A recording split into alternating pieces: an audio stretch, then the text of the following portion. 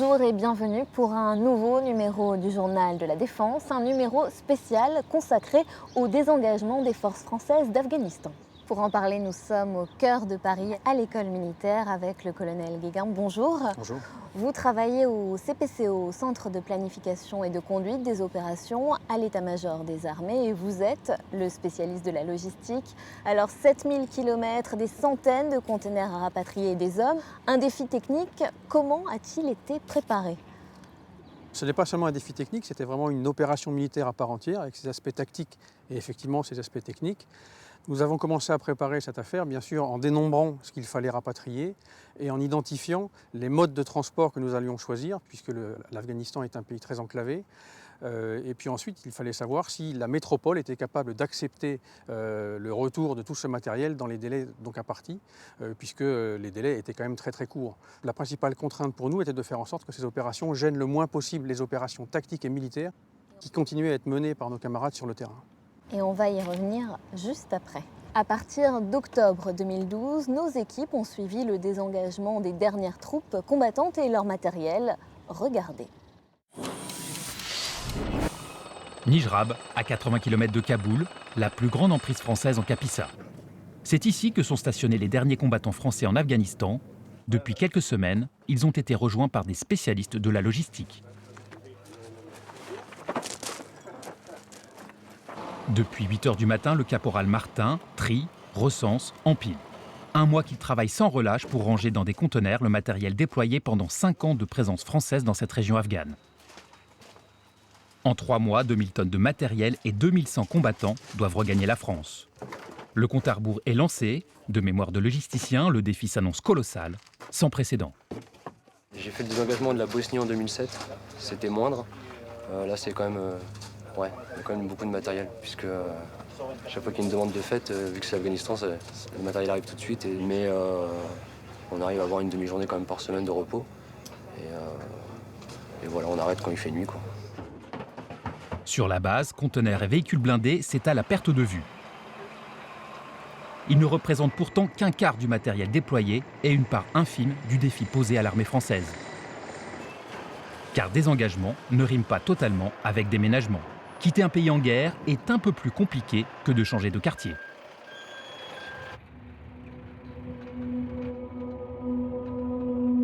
Pour les insurgés, frapper un convoi ferait passer le retrait français pour une victoire de l'insurrection. Cet objectif désigne les colonnes françaises comme cible prioritaire et transforme le désengagement en opération de guerre.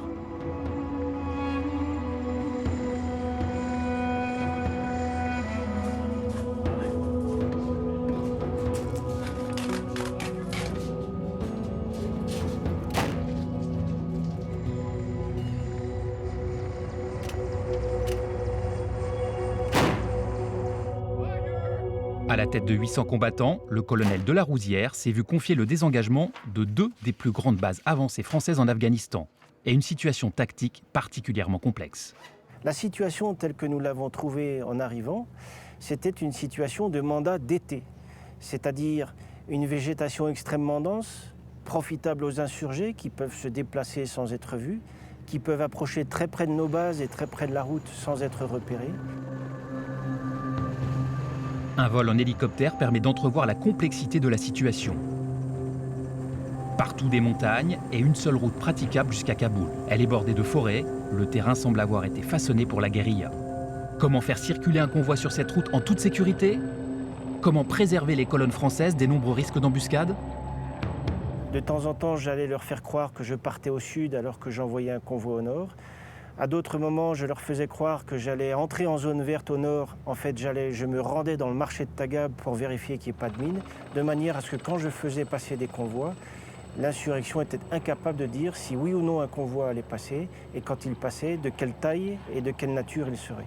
Et à partir de la mi-juillet, les insurgés se mettaient en place sur des positions de tir que nous avions repérées, et donc nous avions les moyens de les prendre à partie.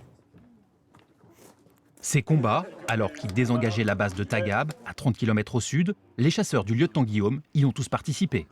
L'ennemi, selon ce qui était plus ou moins prévu, parce qu'ils utilisent assez souvent les mêmes modes d'action, est arrivé sur nous et en fait il a buté successivement sur les groupes qui étaient en place.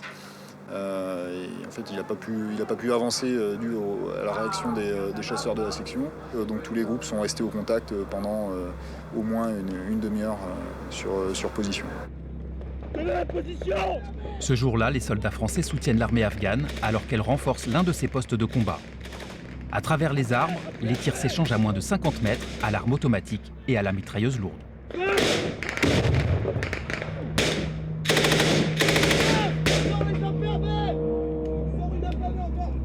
Dans le sac. Rien qu'on puisse. Attention, munitions. Un chargeur consommé. Prenez un chargeur. Moi, je prends. Ici à Nijrab, ces hommes sont plus en sécurité. Au milieu de la zone de responsabilité française, la base est moins exposée que celle de Tagab. Pourtant, pour le sergent Timothée, pas question de baisser sa garde. C'est sûr que c'est différentes missions. Il fallait aller moins loin pour avoir du contact. Mais bon, après, comme le lieutenant dit, hein, on est toujours en Afghanistan. Donc, par exemple, ici, bon, ils ont eu 4 morts aussi. Hein, donc, une mission, ça reste une mission. S'il reste méfiant, c'est qu'ici la menace n'a pas disparu.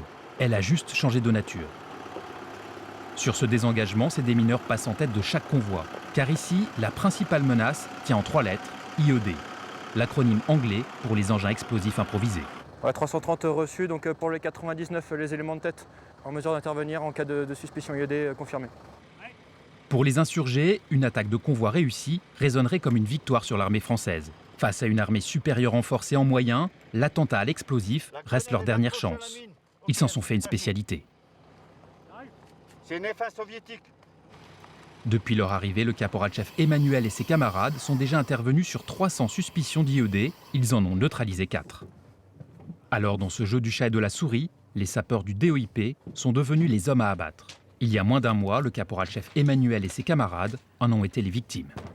Le danger est différent ici, ça peut être n'importe quoi. Hein. Ce jour-là, on finissait d'ouvrir l'axe pour arriver à la FOB et on a subi un tir de roquette dans le véhicule. On s'est regardé, ok, il n'y a pas de souci. Bon, c'est quand même, je ne vais pas dire on est choqué, mais ça claque bien. Ça a bien claqué. Donc moi, la mission, c'était de tenir le véhicule, pas se mettre dans le fossé. Le but, c'était de ramener toute l'équipe jusqu'à la FOB. La FOB, c'est la base avancée. Rien que pour les convois de désengagement, les démineurs en sortent jusqu'à 3 fois par semaine. Le prochain départ a lieu demain matin. 5h35, on arrive au premier hotspot numéro 1. Vous expliquez. Donc une reconnaissance. Sous nos yeux se déroule point par point la mise en place de ce dispositif. Dans cette caisse à sable, la zone d'opération reproduite en miniature. Les commandants d'unités y font répéter à leur section chaque étape de l'opération. 9h05, remotorisation, donc direction le 5e hotspot. Point particulier, 3 INTREP, 3 suspicions de pose IED à l'entrée de Jar et une suspicion à la sortie de Jar. La section du lieutenant Guillaume protégera les démineurs en première ligne. Lors du prochain convoi, c'est elle que nous suivrons. Encore 6 convois et les hommes du capitaine Henri quitteront Nijrab. Ils seront les derniers militaires français à avoir combattu en Kapisa. Dans l'imaginaire du soldat français, c'est l'endroit où dans les 5 à 10 dernières années, c'est le seul endroit où les fantassins sont allés au feu. On a quand même eu plus de 80 morts en Kapisa. Voilà. Donc la mission de fermer dignement et Tagab et Nijrab, c'est certain, c'est important pour nous. Une responsabilité morale mais aussi comptable. La veille du départ à la cellule logistique, la course contre la montre bat son plein. Le chef Cyril recense les différents matériels, évalue leur coût de transport et l'intérêt financier de les rapatrier en France. 64,45. C'est bon. L'armement et les véhicules reviennent en métropole, les installations électriques et le mobilier, eux, resteront sur place. Malgré ce tri, les chiffres évoqués donnent le tournis et une idée de l'ampleur du chantier. On a un convoi par semaine d'environ une vingtaine de containers. Donc chaque container, c'est quasiment 40 mètres cubes. Donc ça vous fait 800 mètres cubes qui partent par semaine. Retour sur Kaboul. Mais c'est à Kaboul que l'on prend la pleine mesure du défi logistique imposé par ce désengagement. Dans ces bureaux, les logisticiens organisent le rapatriement du fret. Mais comment extirper du pays le plus encaissé du monde plus de 2600 véhicules et conteneurs? L'équivalent de 1000 semi-remorques doivent regagner la France d'ici 6 mois, plus de 7000 km à parcourir et dès le départ, un problème majeur, trouver une porte de sortie. Même après 10 ans passés dans la logistique, le lieutenant-colonel Martial n'a jamais affronté une telle situation. Je n'ai pas d'exemple d'opération aussi complexe, du fait surtout parce que le pays est enclavé. Le pays ne dispose d'aucun accès à la mer. Il est cerné de montagnes, elle culmine à plus de 6000 mètres d'altitude. À l'heure où nous tournons, l'Iran et le Pakistan n'apparaissent pas comme des solutions envisageables. Reste un itinéraire en train par le nord, des négociations sont en cours avec les 11 pays traversés, mais compte tenu des délais, le désengagement ne peut pas attendre. Donc la seule voie de désengagement, la seule efficace à l'heure actuelle, est la voie aérienne. Nous sommes dans un rythme très élevé, qui a été planifié, qui est organisé et qui est tenable. Pour minimiser les coûts au maximum, le matériel moins sensible atterrira dans un pays du Golfe où un bateau l'attend. Direction Toulon. Le désengagement est une vraie course de relais. À Nijrab, les chasseurs s'apprêtent à rentrer en piste.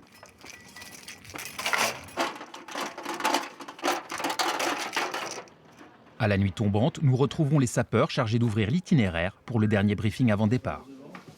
En charge de leur protection, le lieutenant Guillaume vient y recueillir les dernières informations sur la mission, celles qui concernent les mouvements ennemis. Demain, le type de la menace, un risque IED que j'évalue comme moyen dès la sortie de FOB. Et comme d'habitude, au rond-point de Goulden, je vous rappelle, il y a beaucoup de circulation, l'imbrication est facile, donc le risque suicide bomber existe à Mahmoud Erraki. Tout à l'heure. Le risque suicide bombers, il s'agit de 2 kamikazes repérés par les services de renseignement. Venus d'autres vallées, ils viseraient spécialement les convois français. Les hommes du lieutenant Guillaume devront ouvrir l'œil. L'opération débute dès 5 h du matin. Avec le soleil qui se lève, les colonnes s'extirpent doucement de la base. L'infanterie doit rejoindre les postes d'observation avant l'arrivée du convoi. À l'arrière, dans l'obscurité du blindé, le sergent Timothée est le seul à voir l'extérieur, le seul à pouvoir détecter les menaces et les situations anormales.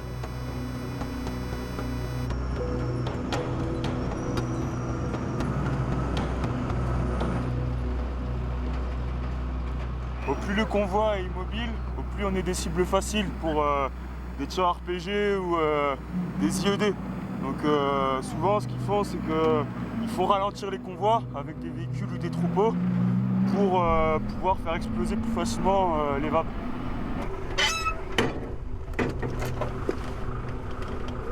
Pose-toi. Ah, j'ai pas à bouffer, vas-y, dépêche.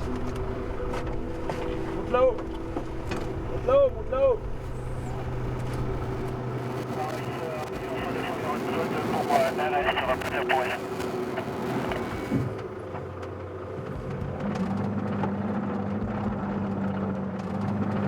Le convoi repart, mais dans quelques kilomètres, il faudra sortir du blindé, aller protéger les démineurs qui vérifient un point chaud. Débarquez. Allez. Allez, vous pouvez remettre de là. Pendant que les sapeurs vérifient que la route n'est pas piégée, la 4e section guette la présence d'insurgés et surtout celle des kamikazes dont ils ont le signalement. Ils sont 300 mètres derrière. Un 13 visuel sur ton véhicule, un deuxième VAB, deuxième véhicule. Tu remotorises dans la fouée de 11 reçu.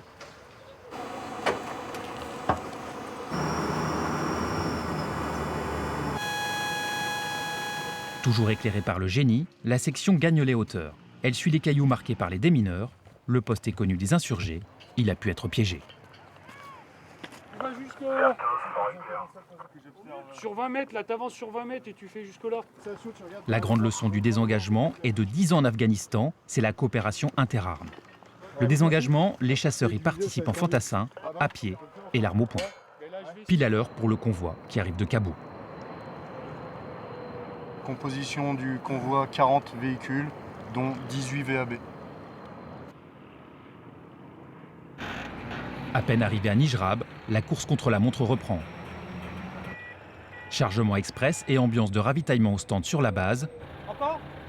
Pour le trajet aller, la date et l'heure du convoi était tenue secrète.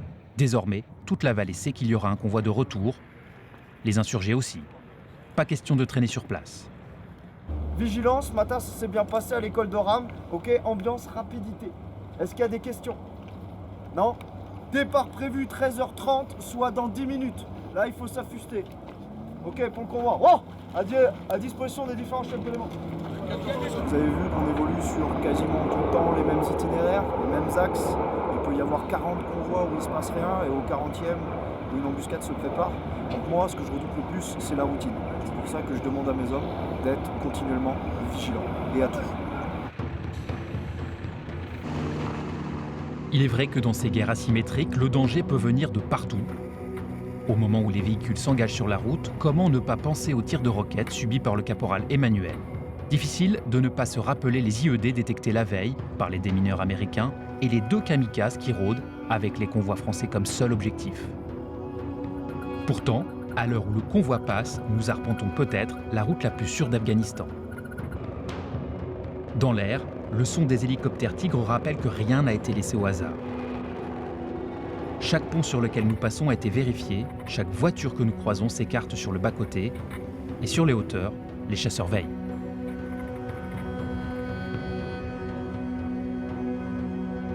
C'est la dernière fois que nous les croisons en Afghanistan. Notre convoi va rentrer dans une nouvelle phase. À Kaboul, chaque arrivée transforme le camp en véritable ruche. Les camions viennent de passer le poste de garde, le bataillon logistique rentre en ébullition. À partir du moment où on a une réception de convoi, on est obligé de l'insérer complètement, de le dispatcher, de le contrôler, de trier, de stocker, de conditionner tout le fret qu'on reçoit, que ce soit des palettes sensibles, de l'armement, des véhicules. C'est, comme je le disais, le côté intégrité physique du matériel qui nous importe. Les containers sont entièrement vidés. Le contenu est trié par type de matériel et reconditionné. Chaque colis est identifié, pesé et marqué. Leur trajet pourra être suivi en temps réel. Une fois réorganisée, la cargaison est rechargée dans les containers. Le travail est plus technique qu'il n'y paraît. Où il s'en va, le blindé, il est parti avec des jeunes. D'accord. Et là, c'est tout ça que tu vas mettre dans ton conteneur? Là, le chef de groupe, le brigadier chef qui est en place, lui, il s'assure du contrôle du poids et il commence à réfléchir déjà sur l'organisation de son chargement au sein du conteneur. On fait en sorte que le conteneur ne se déplace pas à moitié chargé. On l'optimise un maximum. Malgré les apparences, l'enjeu est capital. Un avion gros porteur ne peut embarquer que 8 à 10 conteneurs. Au prix du vol, il est hors de question qu'un conteneur parte à moitié vide.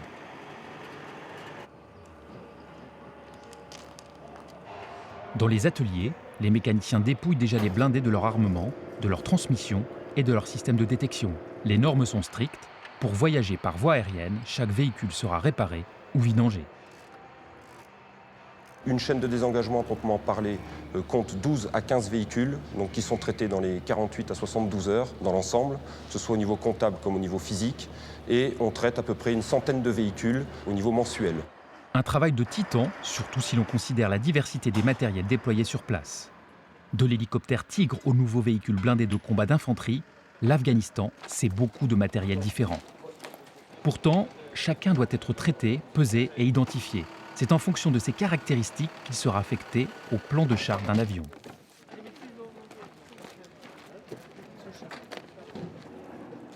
Alors pas question de se tromper, on n'arrache pas du sol près de 200 tonnes de matériel sans un minimum de précaution.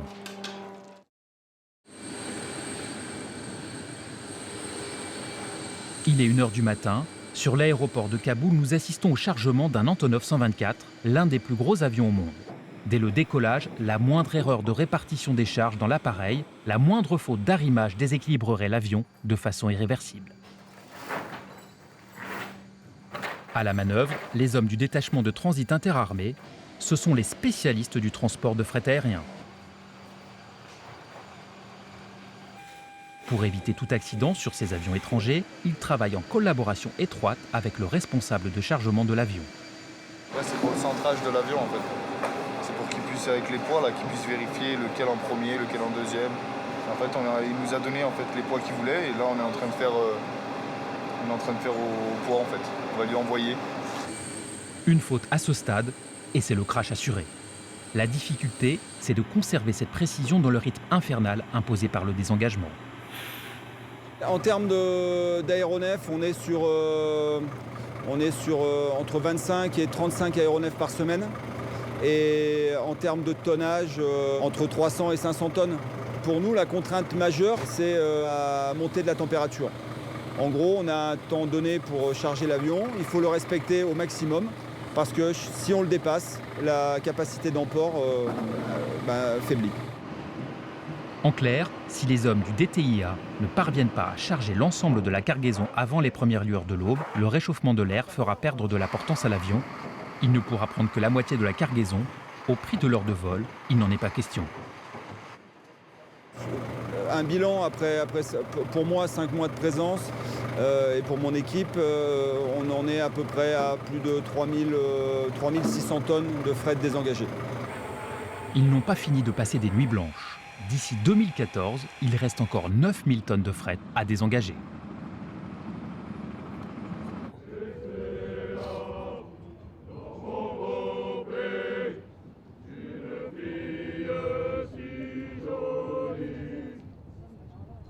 En janvier, les hommes du groupe tactique Interarmes Acier, eux, sont tous rentrés depuis un mois. Le capitaine Henri, le lieutenant Guillaume et les hommes des 71 unités qui composaient le GTIA Acier se retrouvent pour la dernière fois sous son drapeau. Acier a réussi ce désengagement de la Capissa. Après avoir hérité des 8 GTIA Capissa précédents, on a réussi à mettre les Afghans le pied à l'étrier. Ils ont été autonomes. Et s'ils l'ont été, c'est parce que nos prédécesseurs ont fait ce qu'ils avaient fait. Et peut-être que Acier a mis ce petit plus qui a permis aux Afghans de faire ce pourquoi ils étaient là. Mais quand peut-on réellement considérer qu'une unité et ses hommes sont désengagés ? Combien de temps faudra-t-il à l'armée française pour digérer l'expérience afghane et se remettre en ordre de marche ?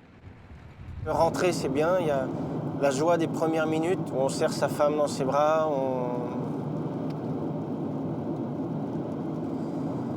on retrouve ses enfants. Tout ça, c'est des moments extrêmement forts. Mais après, on s'aperçoit que les heures passent, les jours passent, et il faut retrouver sa place dans sa famille. Mais nous, intellectuellement, on n'est pas encore rentré de nos missions. Donc la difficulté, elle est là. Il faut laisser du temps au temps, et petit à petit, chacun retrouve son rôle dans sa famille, et les choses reviennent dans l'ordre. Cette période transitoire, où l'on n'est ni vraiment en France ni vraiment en mission, tous les militaires français déployés en Afghanistan l'ont connue, et leurs familles aussi. Ce retour vécu à hauteur d'homme, en famille, le lieutenant Guillaume a accepté de nous en parler. Il n'y a pas une journée en service ou hors service où on ne prononce pas une fois le mot et où on ne se rappelle pas un souvenir d'Afghanistan. On ne peut pas s'empêcher d'être toujours aux aguets, sur le qui-vive, et puis ça disparaît. Longtemps après. C'est surtout en dormant, dans le sommeil, on voit bien qu'il est encore très... dès qu'il y a un bruit, il va se réveiller tout de suite. Et en effet, il cherchait son arme un peu sur la table de nuit, mais il n'y avait pas. Après, il n'y a pas eu de changement particulier. Pendant 10 ans, vu de France, l'Afghanistan était le pays de tous les risques. L'opération extérieure que les familles redoutaient.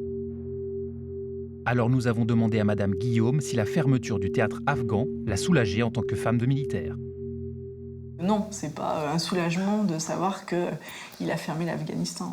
Je suis fière qu'il l'ait fait, par contre, qu'il ait fait partie des derniers. Mais non, je sais pas un soulagement. Non, parce qu'il y en aura d'autres. Et c'est normal. Mais avant de repartir en mission pour les unités aussi, il faut tourner la page. 6 mois après le retour, l'Afghan est encore dans tous les esprits. Okay, préparez-vous à rentrer. Numéro 1, check. On prend plus conscience de certaines choses en combat qu'on ne faisait pas attention avant. Voilà, on le faisait sans prendre vraiment conscience du danger. Et avec certaines situations en Afghanistan, maintenant on sait très bien que le danger il peut être partout. Pendant 10 ans, l'immense majorité de l'armée française planifiait, s'équipait s'entraîner pour l'Afghanistan. Aujourd'hui, comment faire vivre ces unités composées d'anciens combattants et de jeunes recrues? Le retour n'a pas forcément été évident. Il a fallu réagréger à la compagnie ceux qui étaient restés en base arrière. C'est ce qui a été le plus difficile. Allez, go. On considère qu'une compagnie est désengagée quand elle est prête pour un nouvel engagement. Les gens seront réellement rentrés d'Afghanistan au retour des permissions d'été, quand on commencera à s'entraîner pour le Liban. Liban ou Afghanistan, devant sa salle de classe, le sergent Timothée en est persuadé, son engagement ne se limite pas à des théâtres d'opération. Ça, à l'entrée, j'ai jusqu'à dedans.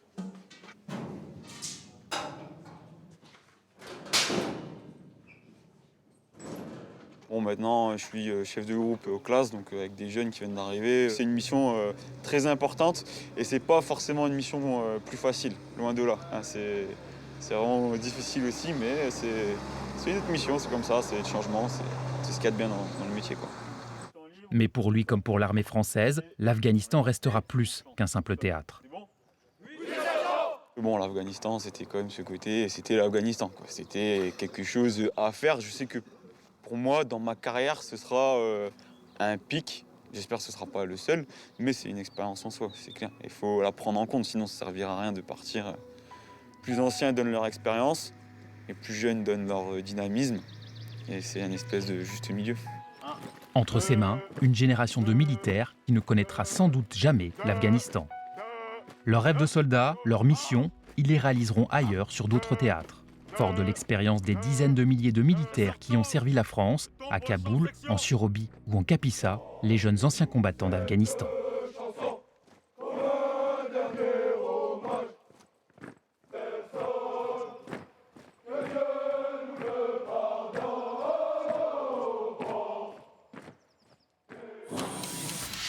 Et de retour à l'école militaire, alors colonel, où en est-on aujourd'hui ? Écoutez, nous pouvons dire à l'heure où je vous parle que nous avons achevé la majeure partie du désengagement, puisque nous sommes à 86% exactement du matériel qui est retourné donc en métropole. Il reste encore quelques éléments les moins urgents à rapatrier. Pour cela, nous utiliserons principalement la voie terrestre grâce aux accords que nous avons pu passer avec certaines républiques, donc l'Asie centrale et la Russie. Et il reste également à réaliser une tâche en métropole, puisqu'il s'agit, une fois que ces équipements, ces matériels sont revenus en France, de les remettre en état rapidement, de manière à pouvoir les réinjecter le plus rapidement possible dans les forces, mais également de pouvoir les envoyer sur d'autres théâtres d'opération, comme par exemple au Mali pour l'opération Serval, qui s'est ouverte en début d'année. Et vous me facilitez la transition, le Mali, l'opération Serval, quelles étaient à ce moment-là les contraintes logistiques ? Alors, la principale contrainte pour nous a été le fait que cette opération se soit déclenchée de manière inopinée, à l'inverse de l'Afghanistan, qui avait été une opération donc, que planifiée sur plusieurs mois. Là, cette fois, il a fallu réagir extrêmement rapidement, tant dans la mobilisation des moyens que dans la récupération de moyens de transport pour acheminer ces matériels sur un théâtre qui, comme en Afghanistan, est très enclavé. Et il a fallu pour cela réunir toutes les forces que nous avions à notre disposition pour que cette opération soit un succès. Merci colonel pour vos explications et puis bien sûr nous rendez-vous le mois prochain sur LCP.